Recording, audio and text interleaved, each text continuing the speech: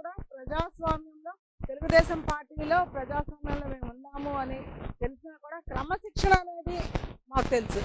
ఎందుకంటే ఎంతోమంది నాయకులు వచ్చారు, వాళ్ళు ఎంపీలు చేసి ఎమ్మెల్యేలు చేసి తెలుగుదేశం పార్టీ దగ్గర పదవులు పొంది వెళ్ళినాన్ని తిడతాం తప్పితే, కానీ ఎక్కడా కూడా ఏ కార్యకర్త కూడా పదవి లేకపోయినా పార్టీ కష్టపడి పనిచేసే కార్యకర్త ఉండమంటే ప్రాంతీయ పార్టీ అయినా సరే ఇన్ని సంవత్సరాలు అధికారంలో ఉన్నా లేకపోయినా తెలుగుదేశం పార్టీ అనేది ప్రజల గుండెల్లో ఉందండి.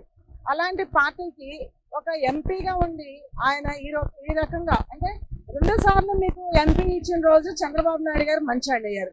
ఈ రోజు అసలు ఆయన మీకు ఏం చెప్పారని మీరు ఆయన మీద ఏం తిరగబడుతున్నారో మాకు అర్థం కాని పరిస్థితి. దేనికైనా ఒక సమయం ఉంటుంది, వేచి ఉండాలి.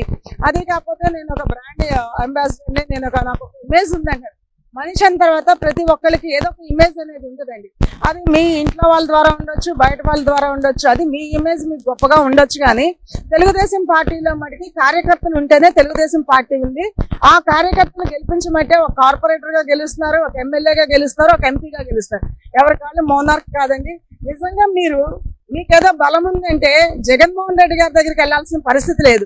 నిజంగా మీరు ధైర్యవంతుడు, సాహసవంతుడు, నాకున్న ఇమేజ్ ఉందంటే ఇవాళ ఇండిపెండెంట్ గా పోటీ చేసి చూపించితే ఒక ఎంపీగా ఇండిపెండెంట్ గా నిలబడతా అంటే మీకు ఎంతో మంది చాలా కీర్తించేవాళ్ళు.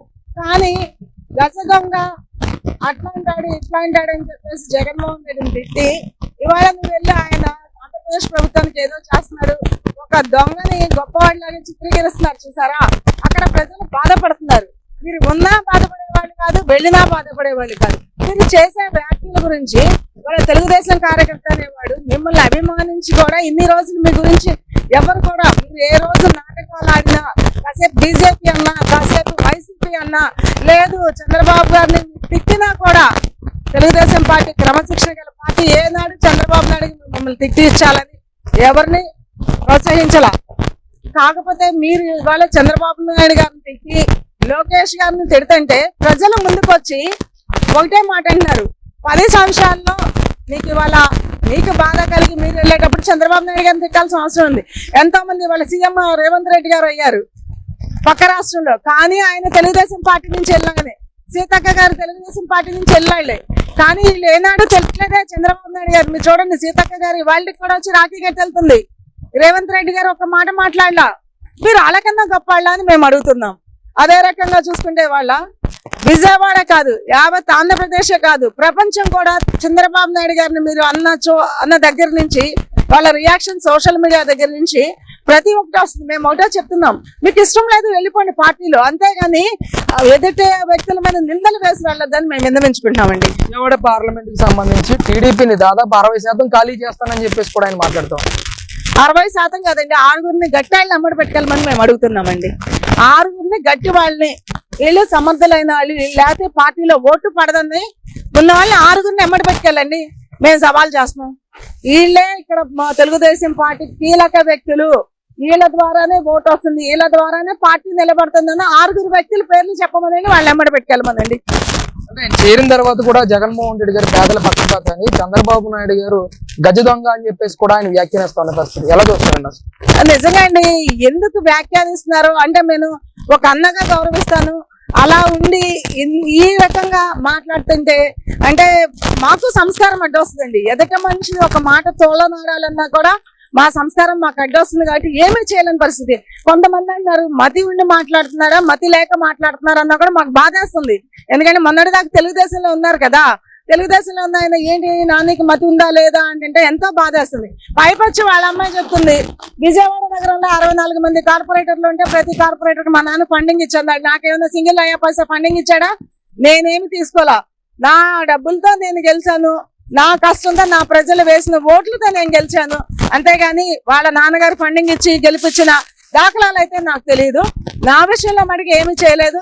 కానీ 64 మంది కార్పొరేటర్లు నేను ఉద్ధరించానని వాళ్ళ కూతురు చెప్తున్నా కదా, నేనైతే సింగిల్ అయ్యే పైసా వాళ్ళ నాన్న దగ్గర నుంచి కానీ ఆ పిల్ల దగ్గర నుంచి కానీ సింగిల్ అయ్యే పైసా నేను తీసుకోలేదు. దమ్ముంటే రమ్మని నేను చెప్తా, ఎవరిచ్చారో ఏంటో నేను చెప్తాను. సింగిల్ అయ్యే పైసా అనేది వాళ్ళ నాన్న ఇచ్చి మమ్మల్ని గెలిపించింది లేదు. టీడీపీని నమ్ముకుని దాదాపు 2000 కోట్ల రూపాయలు నష్టపోయానని చెప్పేసి కూడా ఆయన మాట్లాడుతూ ఉన్నారు. ఏమండి, ఎవరికి ఏ రకంగా నష్టపోయారో అది ఆయనకు తెలుసు. కానీ అది ఏదో తీసుకొచ్చి 2000 కోట్లు పెట్టి పార్టీకి ఏం ముద్రించారండి?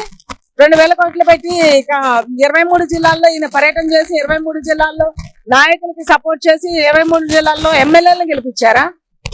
మరి ఈ 2,000 కోట్లు అనేది ఈ పార్టీకి అయితే సంబంధం లేదండి. ఆయన ఏదో కొద్ది గొప్ప పార్టీకి వచ్చిన ప్రతి ఒక్కరు, ఒక కార్యకర్త దగ్గర నుంచి వాళ్ళ ఇంట్లో నుంచి బయటకు వచ్చే పెట్రోల్ దగ్గర నుంచి పక్కనున్న కుర్రాళ్ళకి టీటీఫీల దగ్గర నుంచి ప్రతి ఒక్క కార్యకర్తకి ఖర్చు అవుతుంది. ఎంపీ లెవెల్లో నువ్వు 2,000 కోట్లు ఖర్చు పెట్టవండి. ఎంతో కొంత ఈ ఎంపీ కాబట్టి నీకు ఏదో 1 కోటి అవుతుందో 2 కోట్లు అవుతుందో 3 కోట్లు అవుతుందో అది చెప్పుకుంటే బాగుంటది. 2,000 కోట్లు తీసుకొచ్చి పార్టీకి ఖర్చు పెట్టాను అనేది మటుకి అది శుద్ధ అబద్ధం. లోకేష్ గారి మీద కూడా వ్యాఖ్యలు చేస్తూ ఉన్నారు. ఆయన ఎమ్మెల్యేగా ఓడిపోయి పాదయాత్ర చేయాల్సిన అవసరం ఏంటి, నేను ఎంపీగా గెలిచాను, ఆయన ముందు నేను చేతులు కట్టుకోవాలని కూడా ఆయన మాట్లాడుతూ ఉన్నారు. దీన్ని ఎంతవరకు? ఒకటండి, ఈ రోజు నాని గారు ఎంపీ, నాని గారి కూతురు ముందు చేతులు కట్టుకొని ఎంతమంది తిరుగుతున్నారండి? ఎందుకు? నువ్వు ఎంపీ కాబట్టి నీ కూతురు ఎంపీగా, నీ కూతురు కార్పొరేటర్ కాబట్టి ఎంతమంది చేతులు కట్టుకొని కూర్చుంటారు. మరి ఇక్కడ ఉన్న కార్యకర్తల పరిస్థితి ఏంటండి? మీలాగా అనుకుంటే వాళ్ళు మీ కూతుర్ని గౌరవించేవాళ్ళ? ఎవరు గౌరవించేవాళ్ళు? ఒక విధి విధానాలు మిమ్మల్ని చూసి గౌరవించారు. పైగా లోకేష్ గారు ఒక మంత్రిగా కూడా పనిచేస్తున్నారు. పైగా రాష్ట్ర పార్టీలో కూడా ఆయన ముఖ్య పొజిషన్లో కీలక పాత్ర, ఆయనకు ఒక పార్టీ పదవి కూడా ఉంది. కంపల్సరీ ఆయన పార్టీ కోసం, జనం కోసం ఆయన తిరుగుతున్నప్పుడు ఒక చిన్న వ్యక్తి పెద్ద వ్యక్తి అని కాదు, పార్టీకి కష్టపడే ప్రతి ఒక్కళ్ళ చుట్టూ తిరగాల్సిన అవసరం ఉంది.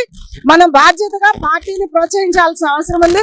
ఒకవేళ నువ్వు పెద్దవాడివి, 2 సార్లు ఎంపీ అయినా నీ బాధ్యతగా నానా ఇది ఇలా నడువు వెళ్దాము అని చెప్పాల్సిన బాధ్యత ఉంది. విజయవాడలో లోకేష్ గారి పాదయాత్ర సక్సెస్ చేయాల్సిన అవసరం ఉంది. కానీ ఆయనకేం పదవి ఉంది, ఈయనకేం పదవి ఉంది అంటే మీ అమ్మాయిని మీరు పోల్చుకోండి. మీ అమ్మాయి చుట్టూ ఎంతమంది కార్యకర్తలు తిరిగారు, దేనికి తిరిగారు? సేమ్ చంద్రబాబు గారు లోకేష్ గారిని ఆలోచించుకొని మాట్లాడితే బాగుంటుందని నేను చెప్తున్నాను. తప్పనిసరిగా ఎవరైనా గెలిచినా, ఒక కార్పొరేటర్ గెలిచినా, ఒక ఎమ్మెల్యే గెలిచినా, ఎవరు గెలిచినా ఓడినా తెలుగుదేశం పార్టీ ఓట్ల మీదే గెలుస్తాము, అంతేగాని వేరే ఏది ఉండదు.